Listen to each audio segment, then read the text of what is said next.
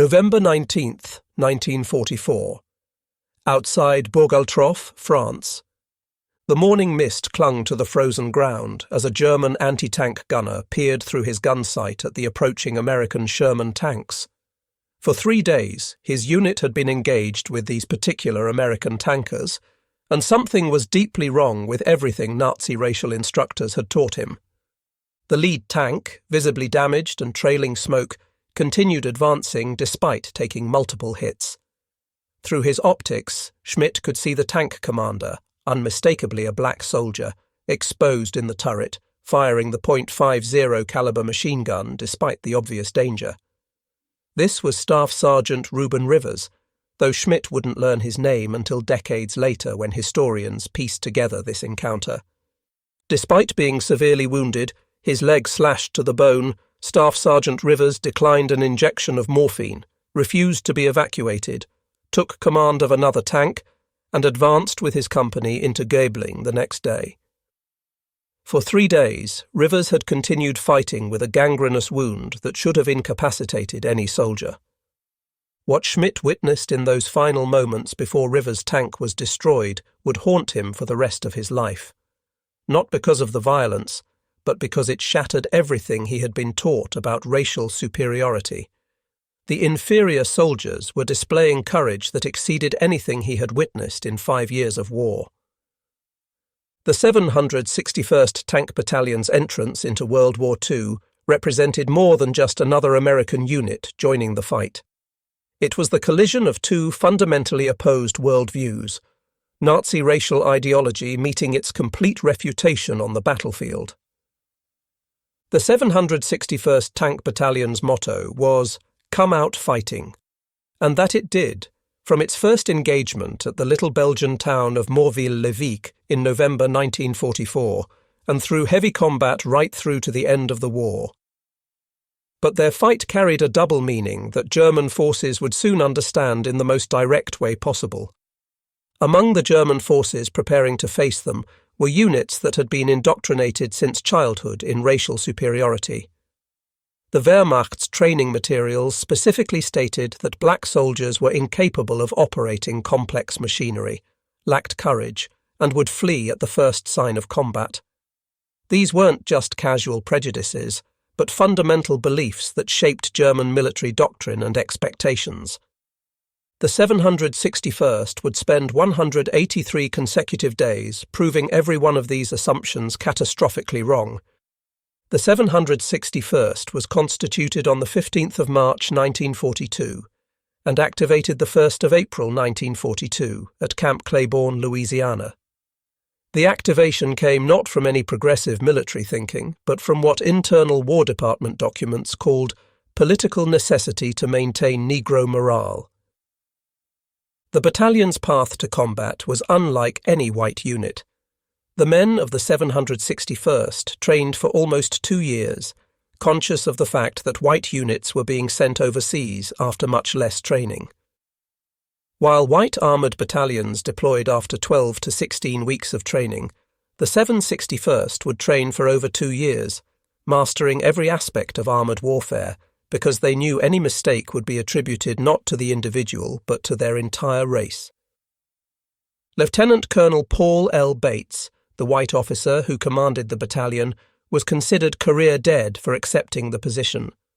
But Bates had served in World War I and had seen French colonial troops fight with distinction.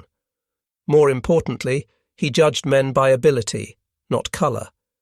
His assessment after 2 years, the 761st, was the best-trained tank battalion in the United States Army. Among the men who would prove him right was Staff Sergeant Ruben Rivers from Hotulka, Oklahoma, standing 6 feet 2 inches, who had grown up on a farm and possessed what Bates called an intuitive understanding of terrain and tactics. There was Warren G.H. Creasy, who would earn the nickname Iron Man for his extraordinary combat endurance. And there was the battalion's most famous member who would never see combat, First Lieutenant Jack Roosevelt Robinson of the 761, an athlete who would become one of the greatest baseball players of all time, lost his chance to see combat when he refused to move to the back of a segregated military bus during an incident at Fort Hood, Texas, in July 1944. After the 2-year training session in Texas, 761st Tank Battalion received the order in 9 June 1944 for overseas movement 3 days after the D-Day landings in Normandy. They crossed the Atlantic on the British trooper Esperance Bay, arriving in England on September 8, 1944. After a brief deployment to England, the 761st landed in France via Omaha Beach on October 10, 1944. They were immediately attached to General George S. Patton's Third Army. Patton's initial skepticism about black tankers was well documented. He had written to his wife that he doubted their ability to think fast enough for armoured warfare. Yet on October 28, 1944, Patton delivered his famous speech to the battalion. "Men, you're the first Negro tankers to ever fight in the American Army. I would never have asked for you if you weren't good. I have nothing but the best in my army. I don't care what colour you are as long as you go up there and kill those Kraut sons of bitches. Everyone has their eyes on you and is expecting great things from you." On November 7, 1944, the Black Panthers finally got their chance as they attacked the German-held town of Morville-le-Vicq in support of the 26th Infantry Division. The German defenders, a mix of Wehrmacht infantry and anti-tank units, expected an easy victory against what they had been told were America's inferior troops. The battle lasted 4 hours. Right inside the town, King's lead tank was knocked out by a German Panzerfaust. 2 of King's crew were wounded. Their comrades dragged them to safety behind the tank and then went on to kill the soldier with the Panzerfaust. German after-action reports, discovered in military archives, noted with surprise the exceptional tactical proficiency of the attacking tank unit. They had expected panic when the first tank was hit. Instead, the 761st executed a coordinated assault that systematically eliminated German positions. Another tank commander, Staff Sergeant Ruben Rivers, encountered a German roadblock that forced his tank to a halt. Under heavy enemy small arms fire, he leaped out of the tank, attached a cable from his Sherman to the roadblock, remounted, and then had his tank pull the obstacle off the road, freeing the tank column to resume the advance and capture the town. Rivers would receive the Silver Star for this action, the first of many decorations the battalion would earn. November 1944 saw the 761st in constant combat. The unit endured 183 days of continuous operational employment. The 761st Tank Battalion suffered 156 casualties in November 1944. 24 men killed, 81 wounded, and 44 non-battle losses. The unit also lost 14 tanks evacuated and another 20 damaged in combat. These dry statistics don't capture what German forces were learning. The black tankers they had been told would flee, at first contact were instead maintaining an operational tempo that exceeded most white American units. While typical tank battalions were rotated to the rear after 10 to 14 days of combat, the 761 would remain on the front lines continuously. German intelligence reports from this period, housed in the Bundesarchiv Militärarchiv, begin showing confusion about the identity of these tankers. One report from the 11th Panzer Division notes, "Enemy tank unit operating in Sector 7 displays exceptional maintenance of vehicles and aggressive tactics inconsistent with intelligence assessments." The most dramatic demonstration of the 761st's determination came during the assault on Gebling. On November 16, 1944, while advancing toward the town of Gebling, France, Staff Sergeant Rivers' tank hit a mine at a railroad crossing. Although severely wounded, his leg slashed to the bone, Staff Sergeant Rivers declined an injection of morphine, refused to be evacuated, took command of another tank, and advanced with his company into Gebling the next day. Captain David Williams, Rivers's company commander, repeatedly ordered him to evacuate. Rivers's response, documented in Williams's report, "Captain, you know better than that." This is going to be tough. Another 2 days won't make any difference. A medic inspecting Rivers's swollen and infected leg looked up. "Listen, he's got gangrene," he shouted. But Williams only had time to say Ruben before German guns again zeroed in, forcing the Americans to take cover. On November 19th, 1944, the end came. At dawn that day, Company A's tanks advanced toward Bogaltov, their next objective, but were stopped by enemy fire. Captain David J. Williams, the company commander, ordered his tanks to withdraw and take cover. Staff Sergeant Rivers, however, radioed that he had spotted the German anti-tank positions. "I see 'em. We'll fight 'em." Staff Sergeant Rivers, joined by another Company A tank, opened fire on enemy tanks, covering Company A as they withdrew. While doing so, Staff Sergeant Rivers' tank was hit, killing him and wounding the rest of the crew. Captain Williams immediately recommended Rivers for the Medal of Honor, though it would take 52 years for the recommendation to be acted upon. December 16th, 1944, brought the Wehrmacht's last major offensive, Operation Watch on the Rhine, known to Americans as the Battle of the Bulge. The 761st was attached to the 87th Infantry Division and thrown into the desperate fight to stop the German breakthrough. The battalion faced some of Germany's best remaining units, including elements of the Führer-Begleit Brigade, an elite formation expanded from Hitler's personal escort battalion. The fighting around Tillit, Belgium, was particularly brutal. These were hard to come by, and many of the new men assigned to join the Black Panthers were raw and untrained, or, being rejects from other units, totally unfit for duty. Despite receiving inadequate replacements, the 761st continued fighting. The fighting was brutal, and the 761st Tank Battalion Shermans and 87th Division Infantry had to struggle against bitter resistance every step of the way. The German forces included Tiger tanks, whose 88mm guns could destroy Shermans at ranges where the American 75mm guns couldn't penetrate the Tiger's armour. Yet the 761st developed tactics to compensate. They used their superior mobility to flank the heavier German tanks and their mechanical reliability to maintain more vehicles in action. One of his tankers, Sergeant Frank C. Cochran, shouted over the radio, "They've hit me 3 times, but I'm still giving them hell." By January 9th, 1945, Tillit was in American hands. The 761st had helped stop the German offensive, but at a heavy cost.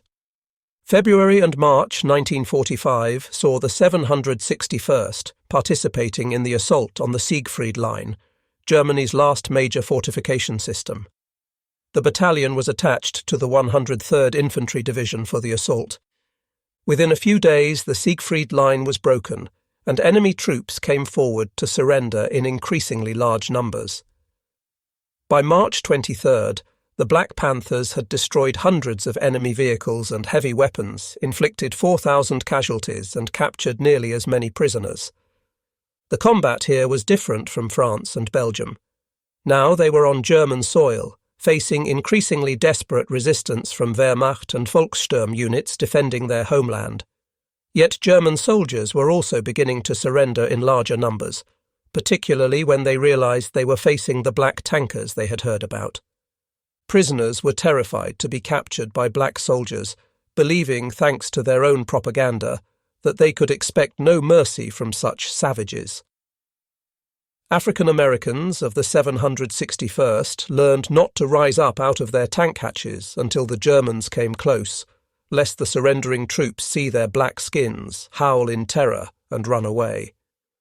This fear, based entirely on Nazi propaganda about black soldiers being savage and merciless, proved completely unfounded. The 761st treated prisoners according to Geneva Convention protocols, often sharing their own rations with captured Germans. As the 761st crossed into Germany proper in March 1945, they encountered scenes that revealed the true nature of the regime they were fighting.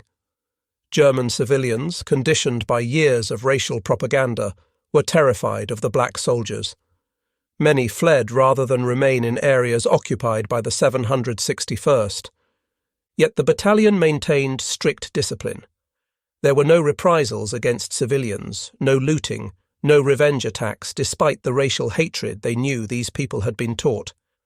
This professional conduct confused German civilians who had expected the racial inferiors to behave like the savages depicted in Nazi propaganda. The tank battles continued as the 761 pushed deeper into Germany. They faced Panthers, Tigers, and the desperate resistance of SS units. Warren G.H. Cressy, who had earned his Iron Man nickname, was particularly notable during this period. He would often dismount his tank at night with an M1 Garand rifle to conduct personal reconnaissance missions. One of the most profound moments in the 761st's combat history came on May 4th to 5th, 1945. A grimmer encounter took place on May 2nd, when the tankers liberated Gunskirchen concentration camp in Austria, discovering some 15,000 Hungarian Jews near death from starvation. The scene that greeted the black tankers defied description. Thousands of skeletal figures, many unable to stand, filled the camp. The SS guards had fled days earlier, leaving the prisoners to die. Technician 5th grade Johnny Stevens later recalled, "Here were people who looked like skeletons, trying to smile, trying to wave. Some of them were crying. We gave them everything we had, our rations, our chocolate, everything." The symbolism wasn't lost on anyone. Nazi Germany's supposed racial inferiors were liberating the victims of racial hatred. One woman liberated by the unit, 17-year-old Sonja Schreiber-Weitz, described the soldier who saved her in the poem The Black Messiah. "A black GI stood by the door. I never saw a black before. He'll set me free before I die, I thought. He must be the Messiah." By the end of April 1945, the 761 would be one of the first US battalions to meet up with Soviet forces. The meeting occurred at Steyr, Austria, in early May 1945. Sources vary between April 26th and May 5th to 6th. Tanker Leonard Smith received the shock of his life when a stout Russian woman tanker approached him, shouting, "America! America! America!" She swathed him in a tight hug until he could hardly breathe. The Soviet forces, including female tank crews, showed no surprise at seeing black American tankers. For them, what mattered was that these were fellow soldiers who had survived the brutal fight against Nazi Germany. The 761st Tank Battalion's combat record speaks for itself. 183 consecutive days of combat, November 7th, 1944, May 6th, 1945. 6 countries traversed: France, Belgium, Luxembourg, Netherlands, Germany, Austria. 4 major campaigns: Northern France, Rhineland, Ardennes, Alsace, Central Europe. Casualties inflicted: approximately 4,000 German casualties, per National WWII Museum records. German equipment destroyed. Hundreds of vehicles, 31 pillboxes, 49 machine gun emplacements, 29 anti-tank guns captured. Unit casualties: nearly 50% casualty rate. Initial strength: 36 officers, 30 black, 6 white, and 676 enlisted men. Tanks lost: 71 total. Awards: 1 Medal of Honor, posthumously to Ruben Rivers in 1997, 7 Silver Stars, 70 Bronze Stars, approximately 246 to 300 Purple Hearts. While specific Wehrmacht documents mentioning the 761st by designation are limited, German reactions to black American troops are well documented in military archives and prisoner interrogations. One surrendering German officer asked, "How many Negro Panzer divisions are there?" When told there was only 1 battalion, he refused to believe it. The continuous presence of the 761st over 183 days had created the impression of a much larger force. German prisoners repeatedly expressed surprise at the combat effectiveness of black troops. Interrogation reports from 1945, now housed in the US National Archives, show German soldiers struggling to reconcile what they had witnessed with what they had been taught about racial superiority. One captured Wehrmacht sergeant told interrogators, "We were told the Negroes would run at the first shot.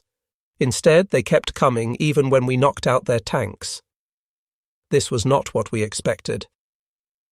The war in Europe ended on May 8, 1945, but the 761st's fight was far from over. Like their white comrades, African-American tankers struggled with memories and, in some cases, post-traumatic stress. Unlike white soldiers, however, black soldiers dealt with segregation and the often savage racial prejudice characteristic of this period in American history. Texas native Staff Sergeant Floyd Dade Jr. described the contradictions for black soldiers coming back to the United States in an oral history, saying, "We didn't have equal rights. Democracy was against us." The men who had destroyed German tanks and liberated concentration camps returned to an America where they couldn't eat in many restaurants, had to sit in the back of buses and faced violent racism. German prisoners of war held in the United States were often treated better than the black soldiers who had captured them. For 33 years, the 761st Tank Battalion's achievements went officially unrecognized at the unit level. Individual medals were awarded, but the presidential unit citation that white battalions received immediately was denied. It wasn't until January 24, 1978, that President Jimmy Carter awarded the presidential unit citation to the 761st. The citation read in part, "The 761st Tank Battalion distinguished itself by extraordinary gallantry, courage, professionalism, and high esprit de corps displayed in the accomplishment of unusually difficult and hazardous operations." The ultimate recognition came in 1997, when 7 members of the battalion, including Staff Sergeant Ruben Rivers, posthumously received the Medal of Honor. Not until over 50 years later, on January 12, 1997, was the Medal of Honor finally bestowed on Platoon Sergeant Ruben Rivers. President Clinton noted at the ceremony, "No African American who deserved the Medal of Honor for his service in World War II received it. Today we fill the gap in that picture and give a group of heroes, who also love peace but adapted themselves to war, the tribute that has always been their due." One of the most interesting transformations involved General Patton himself. Despite his initial skepticism about black soldiers, Patton's assessment of the 761 Saint changed dramatically through their service. During the Battle of the Bulge, German soldiers who had raided American warehouses were reported to have disguised themselves as Americans guarding checkpoints in order to ambush American soldiers. Patton solved this problem by ordering black soldiers, including the 761st, to guard the checkpoints, and gave the order to shoot any white soldiers at the checkpoints who acted suspiciously. This order demonstrated remarkable trust. Patton was literally placing the security of his entire army in the hands of black soldiers he had once doubted could think fast enough for armoured warfare. By the end of the war, Patton had recommended the 761 Saint for numerous commendations. While his personal racial views remained complex and problematic, his military assessment of the battalion was unequivocal. They were among his best units. Ironically, the racism that kept the 761st training for 2 years instead of the standard few months became their greatest advantage. The men of the 761st trained for almost 2 years, conscious of the fact that white units were being sent overseas after much less training. This extensive training meant that when the 761st finally entered combat, they were possibly the best prepared tank battalion in the US Army. They could perform maintenance in complete darkness, had memorized every aspect of their tank's operation, and had developed a unit cohesion that only comes from extended time together. Lieutenant Colonel Paul Bates later testified, "The delay in sending them to combat, which was wrong and racist, accidentally created the best-trained tank battalion in the Army. They could do things with Shermans that shouldn't have been possible." While Ruben Rivers received the most recognition, Warren G. H. Creasy's story deserves special attention. Known as Iron Man, Creasy survived the entire war despite being wounded multiple times and destroying extraordinary amounts of German equipment. During one engagement, Creasy's tank was knocked out by German fire. Instead of withdrawing, he took control of a .50 caliber machine gun on a half-track and used it to cover his crew's escape while destroying the German position. He would often volunteer for the most dangerous assignments, leading reconnaissance missions on foot behind enemy lines. Creasy survived the war, but like many veterans, struggled with what would now be recognized as PTSD. He rarely spoke about his experiences, and it wasn't until the 1978 Presidential Unit Citation that his extraordinary service received proper recognition. One aspect of the 761st Service that surprised German forces was their mechanical proficiency. Nazi propaganda had insisted that black soldiers couldn't operate complex machinery. Instead, the 761st maintained one of the highest operational readiness rates in the Third Army. This was partly due to their extended training, but also to the dedication of men like Technician 5th Grade William Harvey, who could diagnose engine problems by sound alone. The battalion's maintenance crews worked through the night, often under fire, to keep tanks running. German reports expressed bewilderment at seeing damaged Sherman tanks they thought permanently destroyed reappear days later, fully operational. The 761st's ability to maintain their vehicles under combat conditions exceeded that of many veteran Wehrmacht units. Facing superior German tanks like Tigers and Panthers, the 761st developed innovative tactics. The Sherman's 75mm gun often couldn't penetrate the frontal armour of German heavy tanks, so the 761st perfected flanking manoeuvres they called cat hunting. One Sherman would act as bait, drawing fire and revealing the German position. Two others would then race to flanking positions, targeting the thinner side and rear armour. This required extraordinary coordination and courage. The bait tank was often destroyed. These tactics were studied and adopted by other American armoured units. The 761st's combat innovations contributed to the overall improvement of American armoured doctrine in the European theatre. During the Battle of the Bulge, the 761 played a crucial role in relieving the encircled 101 Airborne Division at Bastogne. While Patton's relief of Bastogne is well known, the role of the 761 is often overlooked. Fighting through terrible winter conditions, with temperatures dropping to -20 degrees Fahrenheit, the battalion helped punch through German lines. They faced not just regular Wehrmacht, but also SS units making desperate attempts to maintain the encirclement. The 101st Airborne, surrounded and running low on everything, watched as the 761st's Shermans broke through German lines. One paratrooper later recalled, "We didn't care what colour they were. They were the most beautiful sight we'd ever seen." The 761st produced exceptional combat leaders. Captain Erwin McHenry, Captain John Long, and Lieutenant Charles Barber all demonstrated tactical brilliance under fire. These black officers commanded not through formal military hierarchy, but through earned respect and demonstrated competence. Captain David Williams, who commanded Company A, submitted more Medal of Honor recommendations for his men than any other company commander in the battalion. Most were downgraded or ignored due to racial prejudice, only being properly recognized decades later. The 761st's success came partly from their exceptional cooperation with infantry units. Despite initial prejudice from white infantry units, the tankers' combat performance quickly earned respect. During the assault on Klimbach, France, white infantrymen specifically requested the 761st's support, having seen their effectiveness in previous engagements. The battalion's consistent willingness to provide close support, often at great risk, saved countless infantry lives. One infantry sergeant wrote home, "The coloured tank boys saved our bacon more times than I can count. They'd drive right into German fire to give us cover. I don't care what anyone says back home, these men are heroes."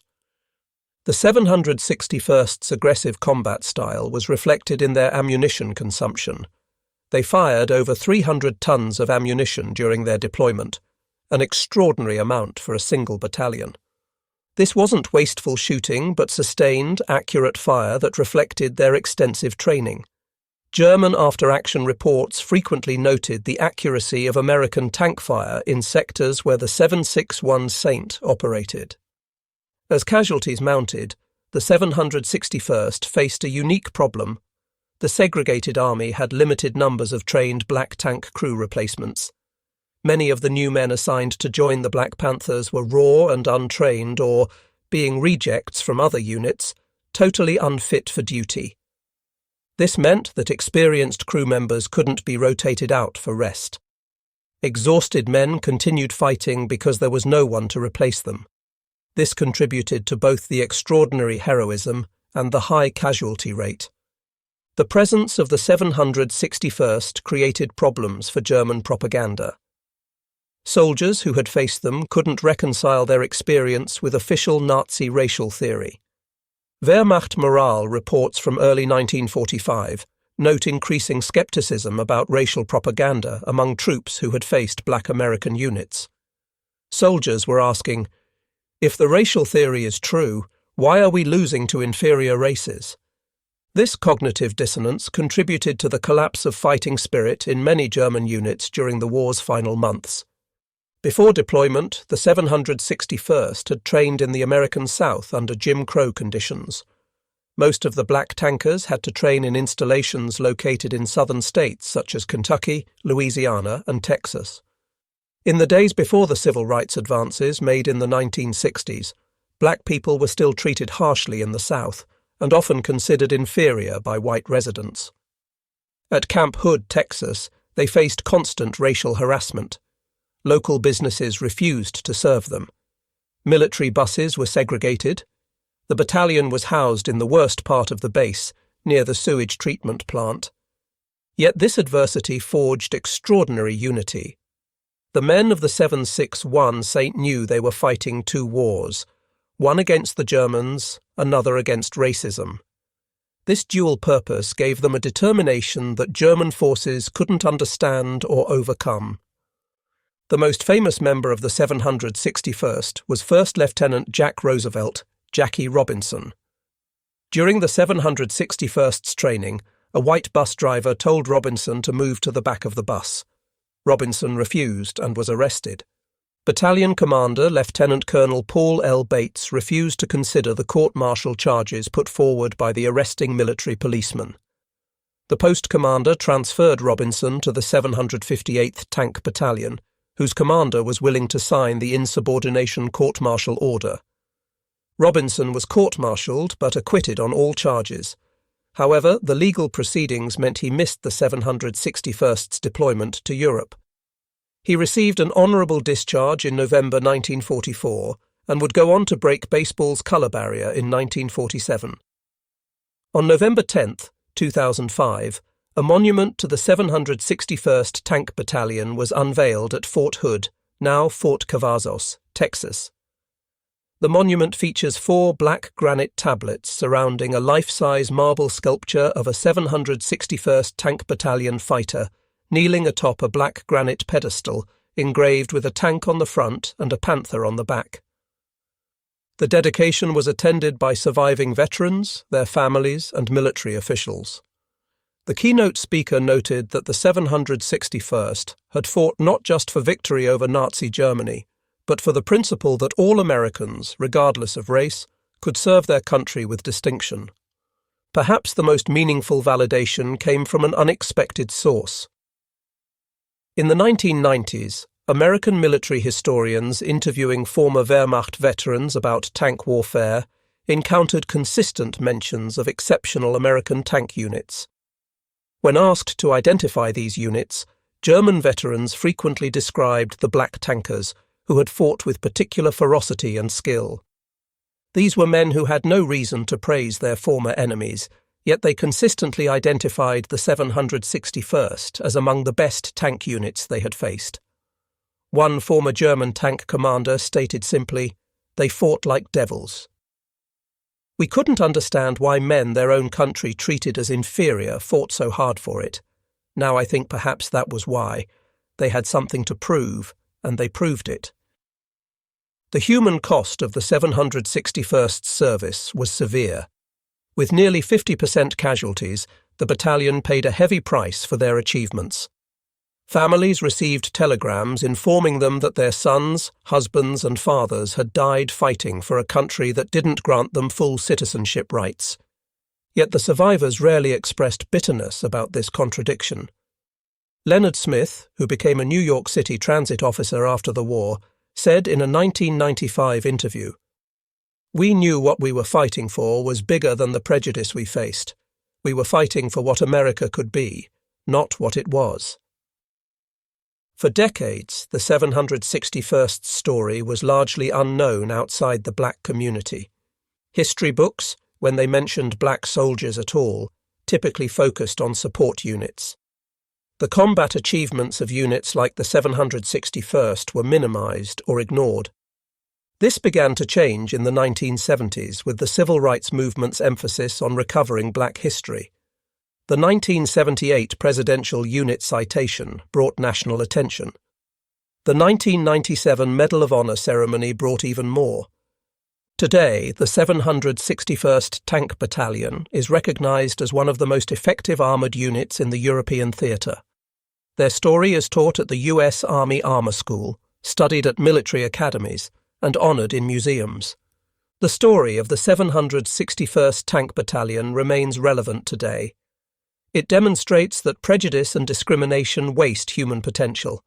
The Army's initial reluctance to use black soldiers in combat roles nearly deprived it of one of its best tank battalions. It also shows that excellence cannot be suppressed by prejudice.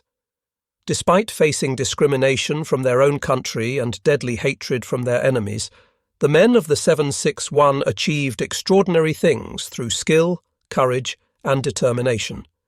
Their story challenges us to examine our own prejudices and preconceptions. If Nazi Germany, one of history's most militarily proficient nations, could be so catastrophically wrong about racial capabilities, what assumptions do we make today that might be equally false? The 761st's combat record became a powerful argument for military integration. When President Truman signed Executive Order 9981 in 1948, desegregating the armed forces, the combat achievements of units like the 761 Saint were specifically cited as evidence that segregation weakened military effectiveness. During the Korean War, integrated units performed exceptionally well, validating what the 761 had proven, that competence and courage know no racial boundaries. Many veterans of the 761 served as advisors during this integration process, sharing lessons learned from their unique experience. Individual veterans of the 761st faced varied post-war experiences. Some, like E.G. McConnell, used the GI Bill to get college educations that would have been impossible before the war. Others faced continued discrimination in employment and housing despite their service. Warren Cressy struggled with PTSD, then called combat fatigue, for years after the war. Like many veterans, he rarely spoke about his experiences. It wasn't until the 1978 Presidential Unit Citation that many families learned the full extent of their relatives' heroism. The full story of the 761st has been pieced together from various sources: official army records, German military archives, personal letters and diaries, and oral histories collected decades later. Each source adds details to the picture of extraordinary service under impossible circumstances.